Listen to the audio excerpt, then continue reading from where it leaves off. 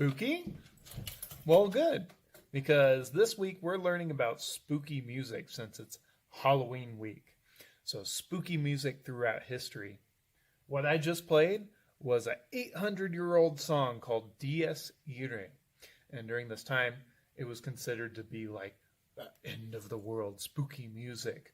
And it got used throughout history. The next song we're going to actually watch is called Totentons, and it was composed a little under 200 years ago. And it's for piano and orchestra. So you're going to see a whole bunch of instruments. And this composer wanted to write something that utterly scared people as they're listening to him. It's also one of the coolest pieces I've ever heard. So why don't we take a look at our next song, which is Totentons.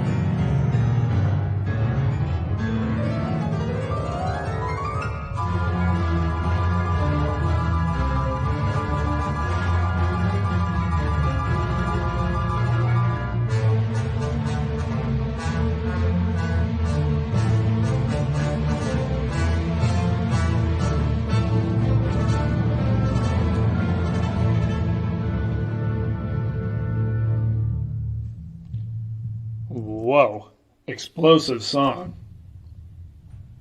This song is called a concerto, and in concertos, there's a soloist who's really getting showed off. So they're usually really, really amazing on their instruments, so much so they have won a concerto competition and get to play along with an orchestra. So this is a piano concerto.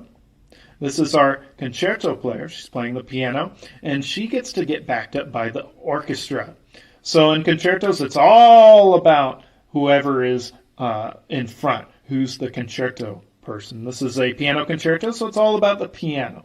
And you'll notice the orchestra is there to kind of add to it. They're adding to what the piano player is doing. So we're going to get to a soft section. Let's take a listen at how she plays.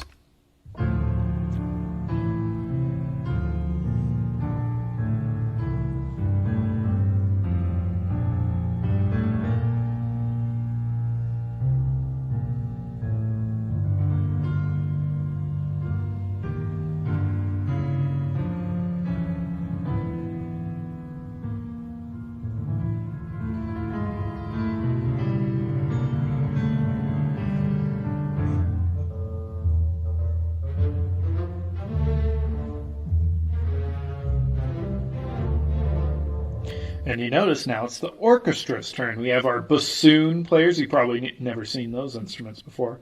Bassoon players and the rest of the orchestra are now taking the melody. The piano's done. They're taking a break, and maybe they'll come back in. Let's take a look.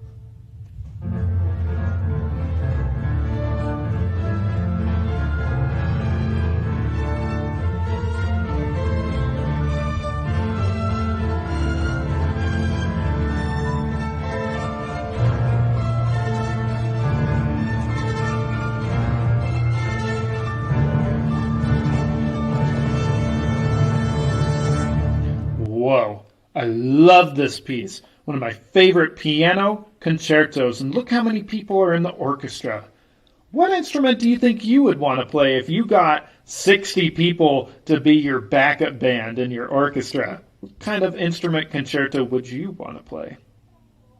So that is a particularly spooky piece, but for musicians that can read music, the sheet music, that's what we read, is even scarier. This is like almost unreadable unless you were an amazing pianist. That's a person who plays piano.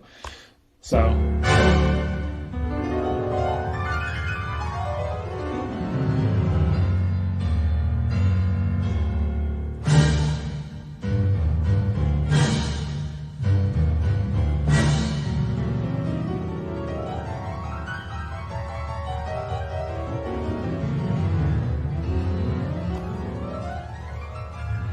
Woo! If you're a musician that reads music, that is terrifying. Looking at that. But why don't we move to our next part? Whoops! Why don't we move on to our next part?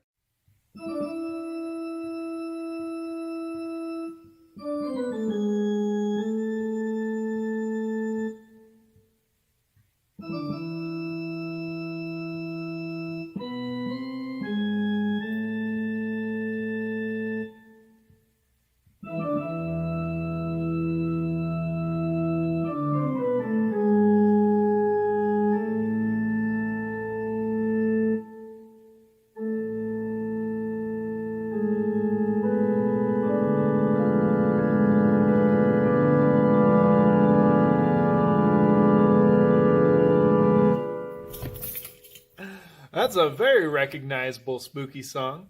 That one is called Toccata and Fugue. It was written by Johann Sebastian Bach about 300 years ago. Even back then, they were writing super spooky music like this. And he was writing on the organ. That's why my piano sounds a little different. I changed it to the organ setting. And a real pipe organ is pushing air through big, long pipes. Big, humongous pipes. It's one of the biggest instruments on the planet. It barely fits in a humongous room. So why don't we take a look at Toccata and Fugue, and you'll see a pipe organ for yourself. Biggest instrument there is. Let's take a look.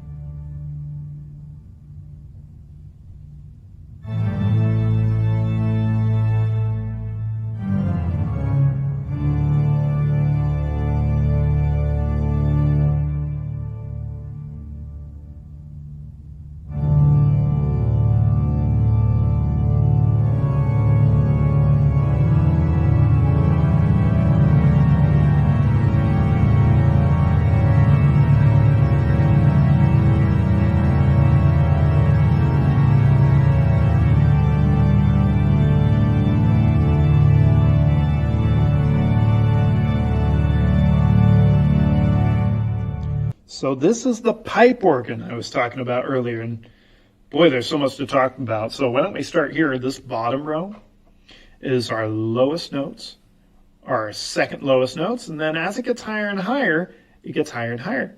As imagine if we wanted to make one giant long piano and put that here, it would be too long for a human to play, right? So they stacked it on top of each other just like that. And if he wants to play really low notes, down here is another piano, or keyboard we call it, that you play with your feet for the really low notes. And we have all these crazy buttons and knobs and switches all on the sides, and it seems so excessive, but if you think about it, this is what's making all the noise. Look at those hundreds of pipes, and each one of those pipes is one of these notes on here. He pushes one of those notes, it comes out here. This is a massive instrument. It takes up the whole room. That whole corner of the room right there, that's all one instrument. And there's even more pipes that aren't shown. They're all behind here. You can't even see them. This is the most massive instrument. Why don't we keep listening a little bit? And remember, this thing is called a pipe organ.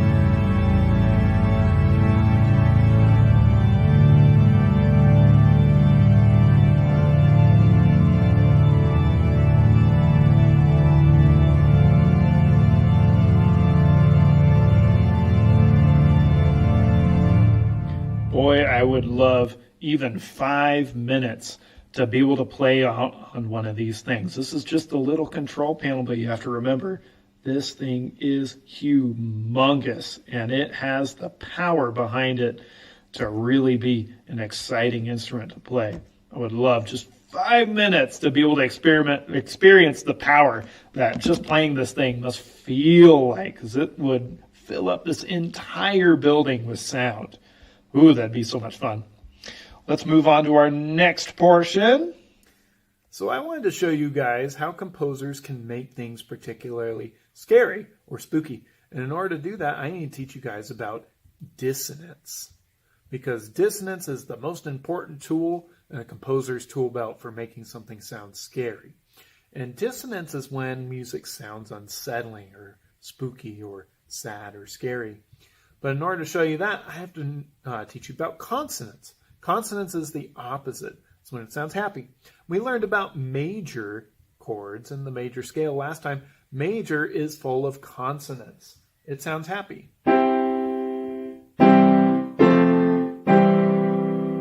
That's our major. It's consonant. Now dissonance would be the opposite. That's where things sound scary and when they sound unsettling. Ooh. Now that does not sound happy, right? That's because it's dissonant. And I'll show you a few different ways we can make dissonant sounds. The first one that composers, especially of spooky music, love is what are called minor seconds. That's when we move from one note to the other. Let's see if I can put this here so this will work. That's when we move from one note to the next highest note. So we go from this white key to the black key. And watch what happens if I put them together. That's called a minor second. We go up one step. If I put them together, ooh,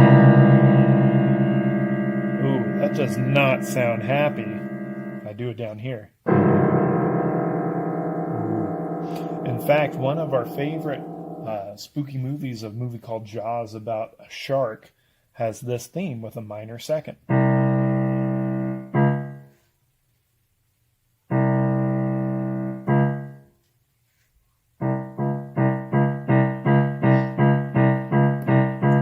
Minor second is full of dissonance because those chords or those notes are right on top of each other, making a really dissonant sound. Let me show you consonant. If I do it up here especially. Dissonant.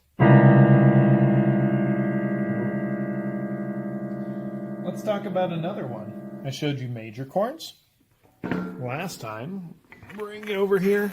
See if it can see the piano. Okay. We talked about a major scale last time. Just the white notes if I start on C right here. And to make a major chord, we take the first note, the third note, and the fifth note. And that's a major chord. The first, the third, and the fifth. Now, if we wanted to do a minor one, we learned last time we flat the third, we flat the fifth, we flat the sixth, and we flat the seventh. So if I wanted to do that same chord with a flat third, now it's a minor chord. Ooh, that's a lot more dissonant. First, third, fifth. Now, if I wanted to go even more sad and scary, we have diminished chords. And that's where we flat the fifth as well. So here's the first, the flat third, and the flat fifth. When I say flat, I mean we just go one down. So here's the third, major third, but if we want to flat it, now it's the minor third. Then the fifth, minor third. So here's our major, consonant, minor, a little more dissonant, and diminished. Sounds very dissonant. Well, especially if I switch it back to, of course, the organ that we were hearing before. Very dissonant. And that is called a diminished chord. Diminished. Let me give you an example. I'm going to play a little bit of just the chords going up and down.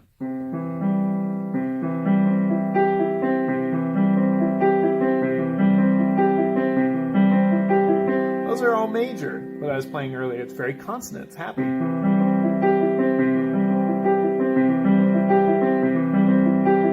I'm going to flatten that third. Instead of playing third, I'm going to flat it. Listen to it now.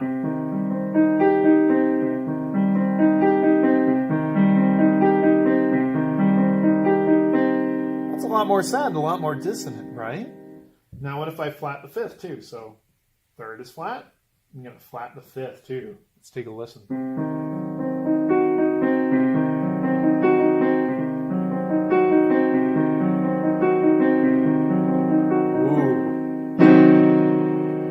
Much more sad and dissonant. It's like that minor second. That does not sound good together. That is dissonant. So that's our minor and diminished chords. And you know what? Lastly, I'm going to have to pull out my violin to show you how we can bend notes to make them scary as well. Let me switch over to my violin. Lastly, I've got my violin here to demonstrate pitch bending. And pitch bending is when we're bending the pitch up or down, and it can kind of create different effects. Let me give you an example. If I pitch bend up, it can kind of raise anticipation, like, oh no, is something going to happen?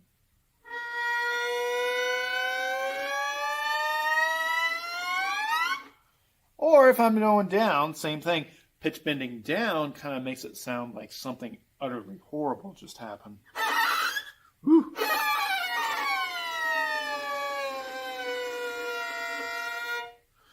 Also, violinists and string players sometimes are asked to tremolo. Tremolo is this. It's like a tremor on the bow. That's why they call it tremolo. So we can also tremolo while pitch bending up and we get that scary effect. Or pitch bending down tremolo.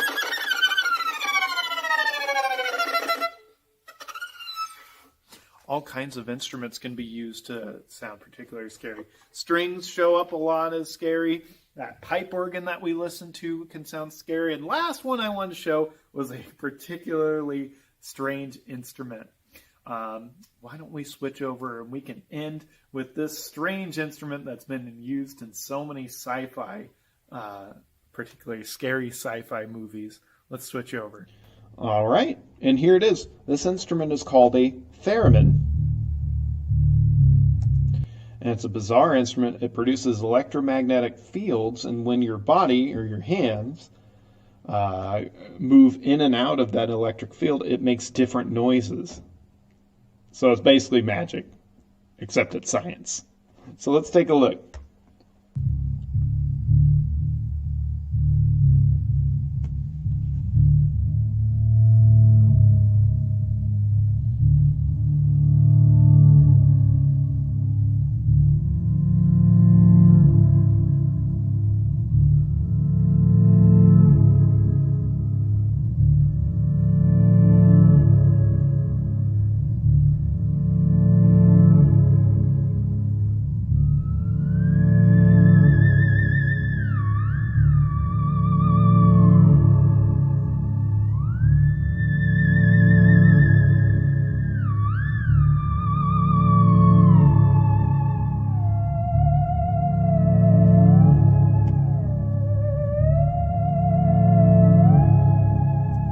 So if we take a look, her right hand right here controls what tones are going to be played by the theremin.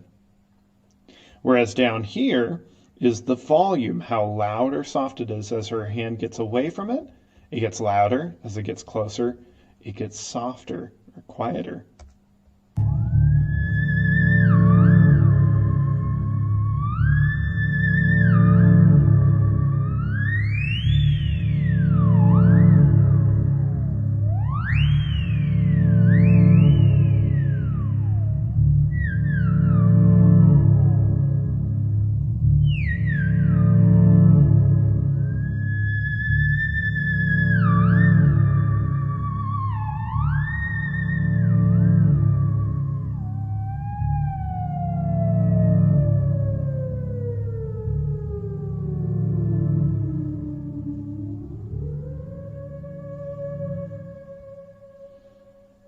All right, students, that's it for this week. I hope you have a happy and safe Halloween, and I'll see you in the next one.